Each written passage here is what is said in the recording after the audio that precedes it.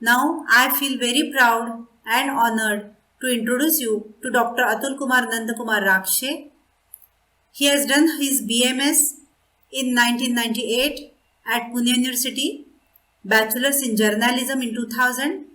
He was accepted as a Fellow of Institute of Indian Medicine FIM in 2004. He is the youngest among the fellows and invited to Europe for Dolce India Festival and number of international Ayurveda conferences abroad as guest, speaker, teacher and examiner. He is founder of Sri Nirama Ayurved Kendra. He is founder president of Beyond Horizons Health and Social Circle Bhas, Secretary General of International Ayurveda Association, Assistant Director at Institute of Indian Medicine IIM Pune. He is member of the Ayurveda Foundation South Africa TAFSA Advisory Council, Director for India, Pranam Traditional Ayurveda Academy, Barcelona, Spain, Associate Editor at Dirghayu International, Associate Editor at Dirghayu International, Ayurved Research Guide, Institute of Indian Medicine, Pune, India, Medical Advisor at Parikrama International Education Campus, Kashti. He has worked as co-editor at Dirghayu Annual Health, as member of Akhil Bharatiya Marathi Sahitya Parishad, Associate Editor at Dirghayu International, that is peer-reviewed journal, writes regularly in newspapers and speeches on Pune Akashwani radio station. As practitioner, he has treated over 10,000 patients through his own clinic, various camps and Ayurveda centers. Over 300 Ayurveda students from Spain, Venezuela, Italy, Holland, Australia, Mexico and India annually get this privilege to learn from him as Ayurveda teacher. Through over 100 public programs and lectures and workshops till date, he has given education. Now his awards and honors. He received Fellowship of Institute of Indian Medicine in San Marino in 2007. He is the youngest recipient of the Ayurveda Parangat and Ayurved Bhushan Awards. Received gold medal for his research in 2016. Over 30 international Ayurveda and Yoga conferences and research meets were organized by Dr. Atul as Secretary General, Organizing Secretary, Executive President since 2000. Over 2,500 researchers have presented their work in these conferences through his NGO Bhas, India and other organizations. Over 100 free treatment camps organized for the poor villages in Maharashtra, especially in Ahmednagar district. In past 15 years, over 6,000 people received free treatments. More than 300 public speeches on infertility, lifestyle, women's health, adolescents, addictions, geriatric care and child health. Thank you Dr. Atul for being here and for gracing our conference. Now stage is over to you. Namaskar, I am Dr. Atul Rakshe from Pune, India. I represent the International Ayurveda Association, Institute of Indian Medicine and Dirghayu International. These organizations were started under patronage of our Guru, Professor Dr. P.H. Kulkarni, who was the Dean of Ayurveda in the University of Pune. We are very, very happy to associate with Sukhayu, who are organizing today's conference, which is dedicated to the topic of sleep. I must congratulate Dr. Sharduli Terwadkar and Mr. Rajiv Terwadkar for coming up with such an important issue, such an important topic for the conference. This conference is titled Ubuntu, very thoughtful and very creative at the same time. So at the onset, I congratulate all the organizers and associates to become a part of this event. The Indian traditional healing system mainly includes Ayurveda and Yoga. And as far as my understanding goes, the South African traditional healing systems also are very, very profound and very rich in their legacy and heritage. I'm happy and excited, looking forward to the amalgamation, to blend of these two sciences, which will probably bring up something very, very important for the medical fraternity sooner or later. And that is another reason this conference is also very important in my perspective. So let's start with the topic about how Ayurveda looks at the concept of sleep. Ayurveda, word Ayurveda means Ayu and Veda, the science of healthy living. Healthy, happy, and long living is the ultimate aim of the science of Ayurveda, which was originated not less than 3000 years ago in India, Indian subcontinent. Uh, Though Ayurveda and Yoga are slightly different in their philosophies and practices, Ayurveda has a very, very profound, very scientific, and very deep understanding of human body, physiology, pathologies.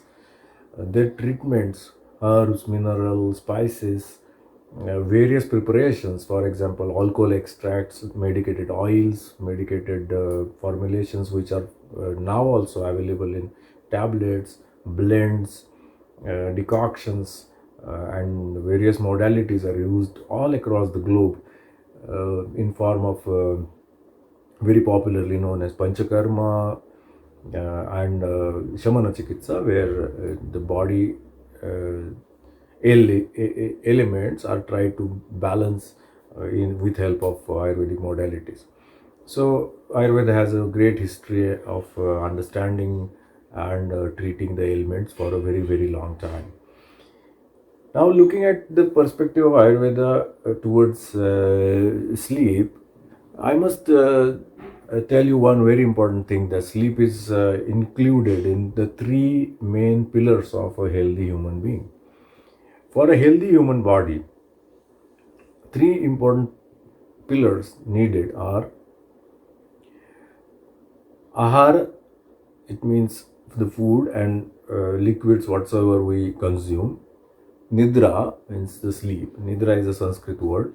And brahmacharya, so good sexual conduct as well as good behavior, to make it more simple. Ayurveda also has included sleep in 13 urges of the body. A human being should not hold 13 important urges, for instance, appetite or defecation or urination or coughing or sneezing. And sleep is one of the main urges. So if you look at the today's life, everyone is holding the urge of sleep. People are not sleeping well, people are not sleeping on time, people are staying awake. Probably we can blame it on the electricity, because there is no difference in day and night for humans these days because of the illumination of light everywhere. So we can very much blame it on the modern times and the technological advancements which have been there for last 3 or 4 decades. But yes, Ayurveda, if you look at the Ayurvedic perspective, the sleep definitely is looked at as physiological activity of a human being. Also, something which gives you an idea of forthcoming disorders, which is called as Purva Rupa. If there are certain patterns of sleep, you can understand what disease that person is going to have, and as a sign and symptom to understand what pathology the person might be having. So this is how Ayurveda uses sleep to understand the physiological and pathological aspects, and also uses sleep as treatment for many diseases and disorders. Ayurveda also has suggested a few things about sleep. It has given very strong recommendations which are based on a study for last many centuries and observations, and which are very interesting to follow. For example, Ayurveda has completely denied, completely prohibited to sleep during the day. Only the people who have bronchial asthma, bronchitis, or who are exposed to direct sunlight, very strong direct sunlight, and whenever there is a very hot season, for example, in India, March, April, and May are summer, and in summers, even cities like Pune or other cities, other parts of India, the season can be very hot. Sometimes the temperatures can cross 42-45 degrees. So in these kind of summers, a person can sleep during the day. So the first recommendation Ayurveda does is to not to sleep during the day ever. Person who has bronchial asthma, or the people, the woman, pregnant woman, can sleep or some people who have not been able to digest the food they have taken earlier, they can also sleep. But if you want to sleep during the day, the most important thing is that you should never sleep immediately after food. If you want to sleep, keep a distance of um at least 2 hours between the meal and your sleep. So this is number one. Two is, if you want to sleep during the day, how much sleep is important, how much sleep is enough? The best answer is that particular duration, that particular time should be calculated exactly half uh, to the half of the time you have not been sleeping. I will explain. If a person sleeps at around say 10 o'clock, not many people sleep at 10 o'clock in the night though, but if you sleep at 10 o'clock in general, and if you do, because of the travel or some conferences or writing or some stress, I don't know, for various reasons you cannot sleep until 1 o'clock in the morning. So that comes to 3 hours of staying awake at the night. So in comparison with the habit. So 3 hours divided by 2 is 1 hour and a half. So 90 minutes is the time when a person can sleep during the day next day. But remember that particular sleep has to be 2 hours, at least 2 hours after the meal or before the meal.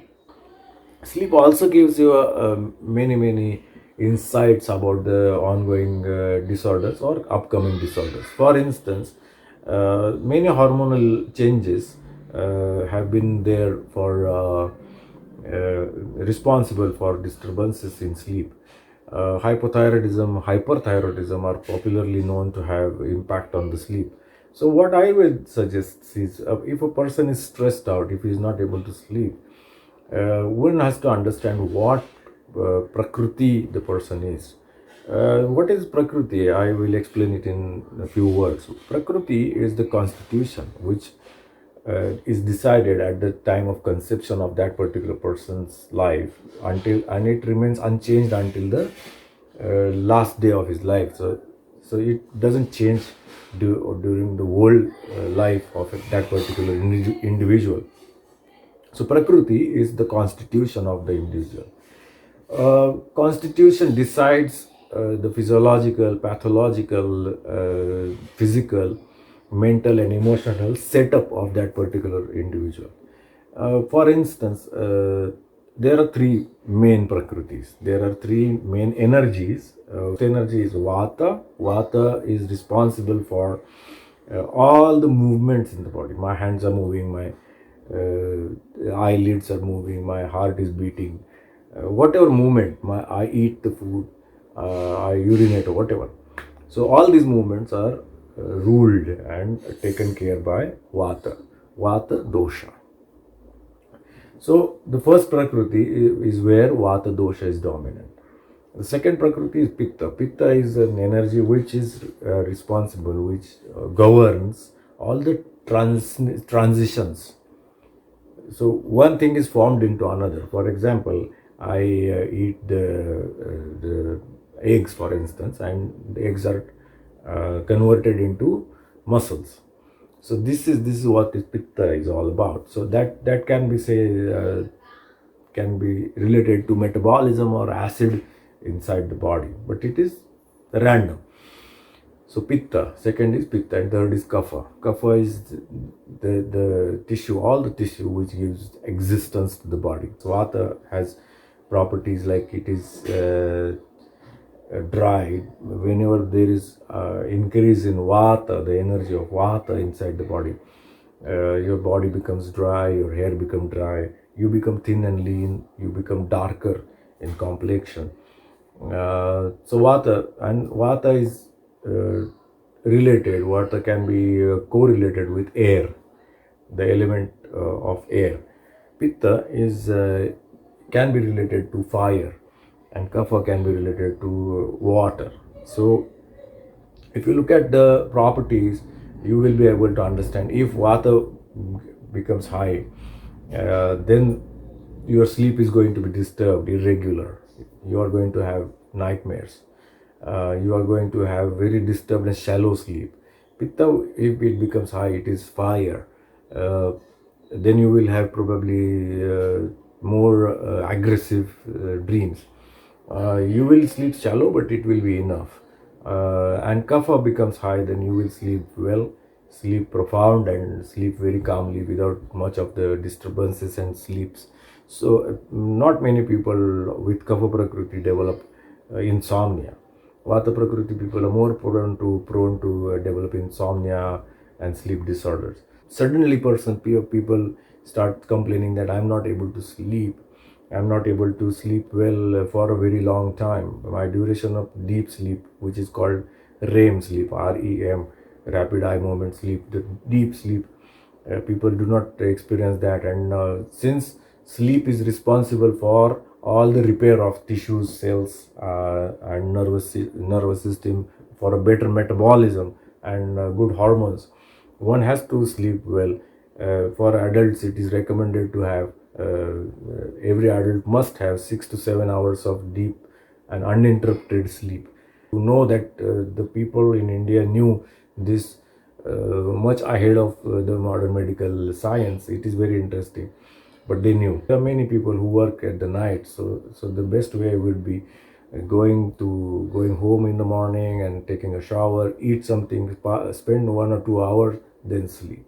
So not immediately after the meals, and two and half the time you have stayed awake earlier night. Another thing is that these days tea, coffee, and dry food, dry substances. I have been traveling extensively in Europe for last 15 years, and I have noticed that the younger generations have started eating very, even in India or USA, for instance.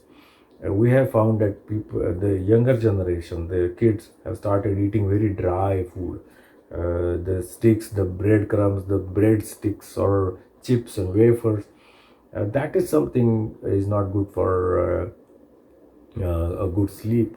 And what we recommend is to consume more liquids, more water.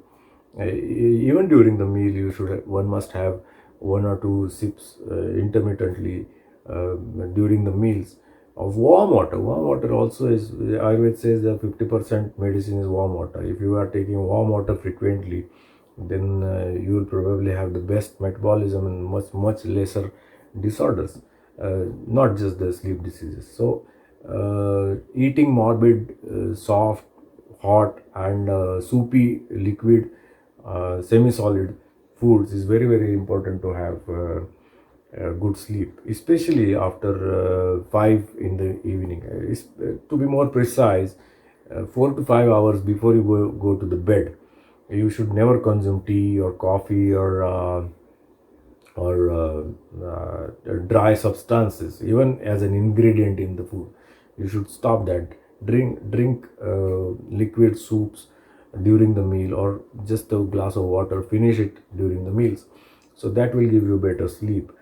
Ayurveda has also recommended a few home remedies and panchakarma. Panchakarma is 5 cleansing procedures, but oil is used in abundance. Medicated oils and simple coconut oil, sesame oil are used as medication in various ways, also to have a better sleep. For instance, padabhyangam, applying ghee to the soles at bedtime with a copper vessel, is a very good practice. Everyone who has problems in the sleep must do this and explore how important, how beneficial it can be. Applying a little ghee to the soles with a copper vessel, that is a very good practice to do. Another very good practice, I remember one girl came to us during one of my visits in Portugal. Porto is the city, and she was a model around 27, 28 years, and she was addicted. She used to consume marijuana and I don't know, many drugs, to be more precise, and she wanted to get rid of it. And when we asked her, she said she wanted to calm the mind and she cannot sleep unless she takes this. So she takes it, she gets high, and later on she is able to manage, and then she sleeps. Then we started treating her, and we used this in Italy, in in San Marino, in Holland, in many places later on also. So the protocol was to apply oil to the nostrils during the shower or before the shower, 2 drops of sesame oil or ghee inside the nostril, because Ayurved recommends nasya, the application of oily substances through the nasal cavities, to give better central nervous system. It is said that the nostrils are the doors of your central nervous system and your head mainly. So, putting 2 drops of oil or medicated ghee in the nostrils during or before shower. This was the first thing we did. Another thing was application, pouring hot oil, warm oil, medicated oil on the forehead, which is popularly known as Shirodhara. Shirodhara is necessarily practiced, and there are many clinics which advertise Shirodhara these days all across the globe. Shirodhara sessions. First 7 days she was attending one Shirodhara every day, and then it was made later on once in 2 days for 7 sittings, and then later on only once a week for 1 month, and later on she didn't need any Shirodhara. Massage altogether, head, neck, shoulders, and full body massage is definitely going to calm the vata. It is going to bring all the vata, all the disturbances, all the anxiety, and all the desperation, all the imbalances down, and that is very important to have a good night, good sleep altogether. As far as her drugs and addictions were concerned, we asked her to take Dhumapana. There are cigarettes which are made up of herbs. These days, there are many people who manufacture them on an industrial scale also. We also give this kind of cigarettes for cigarette smoking de-addiction. This we recommended to that girl instead of smoking the. Initially, it was difficult because she was taking so many, but she was determined to leave all this. And one very important aspect of Ayurveda is the medicines. There are many alcohol extracts which are called asava and arishta, which has naturally fermented alcohol, naturally generated alcohol into a blend of various decoctions or herbal juices, which are called asava and arishta. And these herbs include Brahmi, Shankapushpi, Jatamamsi, which come together to form the medicines for brain and the nervous system, which will give you a good control on your thoughts, good balance on the thoughts, and that is something very good and time tested without any side effects. So this type of asava and arishtas were also given. There are also some medicated ghees which are called gruta. We also managed to import ghees from India, and we started giving it to her. Now is the time when she is completely out of addictions are gone. Now she can sleep very well. Just one glass of red wine she consumes, which we could not stop her taking it from, because she belongs to Porto. Porto is the place of port wine. So anyhow, anyway, Ayurveda has not denied the consumption of alcohol. Only in high quantities it is not recommended to consume. But yes, medicated wines are also very important and effective in treatment. So there are various protocols also. There are various medications. Unfortunately, they are not available because of the FDA rules, and but Indian government and Indian companies are now trying their levels best to bring the Ayurvedic medicines, single herbs, purified herbs, blends, oils. Even in Western markets, there are many things available. So, what do we recommend? For a good night's sleep, do not consume tea or coffee after 4 or 5 in the afternoon. Do not include any dry substances, any dry food in your last meal. Uh, Try to apply oil to your head, to whole body once a week, and to the soles every night or alternate nights. Oil or ghee. Ghee is the best to apply to the soles. Uh, One very important reason for sleep disorders these days, for all the age groups, is the exposure to the screens. What we advise to all the people of all age groups is to avoid the screen at least 60 to 90 minutes before they go to the bed. There should not be screen. And for last 15 years, more or less 15 years, the screen size has become much less. Earlier people used to go out and watch movies and listen to the radio. At home there were no screens. Then the television came, and when the television came, that was black and white, and time was very less. Then it became color, and so many channels started coming. So 24 hours people used to stay glued to the television, and that was the time when people started developing sleep disorders, in my perspective. Smaller the screen, it creates a more lasting impact on your subconscious. Ayurveda has given great importance to the concept of sleep, and the International Ayurveda Association also organized two or three conferences related to the neurological disorders. In 2006, we had a conference about mind health, which was very interesting, and sleep was given good importance to that. So, to avoid all the sleep disorders and to have better health, better metabolism, if you look at the diabetic patients these days, they don't sleep well. So if we make sure that they are sleeping well, if we advise them some Ayurvedic food and some pranayam, deep inhalation and exhalation of the air in the morning or in the evening, they have much better sleep. And once their sleep improves, they start getting good control on the HbA1c, which is the glycated hemoglobin, which is a golden marker to show the 3 months average. So there are many aspects to sleep. We can use sleep, utilize sleep and other modalities to induce sleep without any major side effects, and to create much better balance between the body and its organs.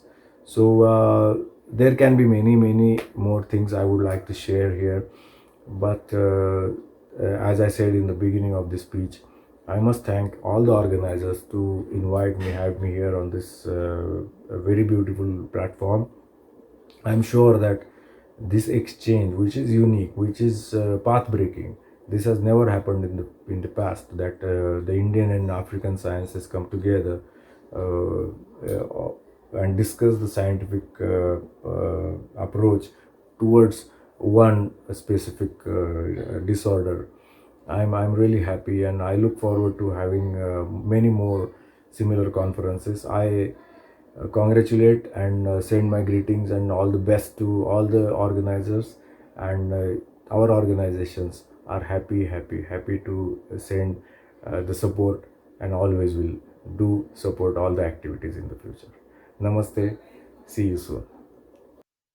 Are you there, Dr. Atul? Yes, I'm here. Yeah. Can you hear Thank me? you.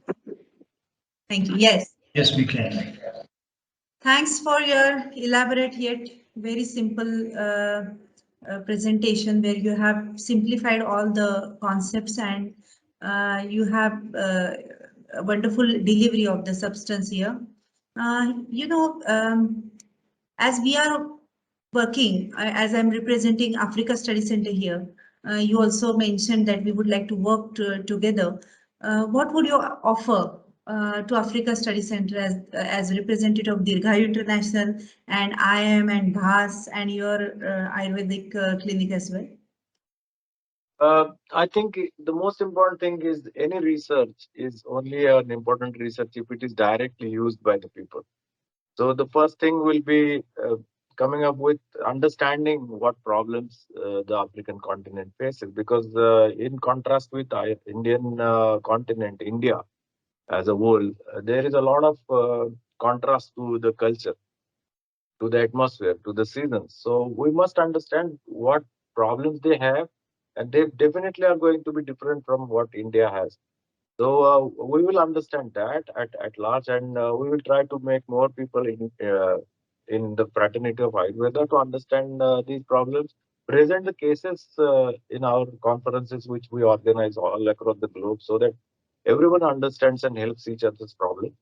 And also, we will extend our journal, Dirgaya International, to publish the case studies in perspective and used done in various centers of Africa, not only just South Africa. So there will be various aspects we can offer help by. Thank you. Actually, we know you as one of the best multifaceted Ayurvedic practitioners. You have literary skills. Your social awareness is great. You are a wonderful Ayurvedic doctor as well. As this kind of personality, is there any specific means? I must say that some kind of project which can comprise all these skills together, and if there is something to offer, you just think about it, and we can talk about it later as well, that we would like to have some kind of collaboration with you for Africa Study Center with some interesting projects. There will be literature, Ayurveda, and drama skills and everything coming together. And please think about it, and as I know you, so I can actually recommend for that. If you have immediately thought about something, you can share with us, but even you are free to share that later. We will definitely come back to you. Yes, I will be available. Anything coming from you is most welcome. Thank you so much, Atul. Thanks a lot for your presence and your wonderful presentation as well. Thanks a lot. Thank you so much. All the best.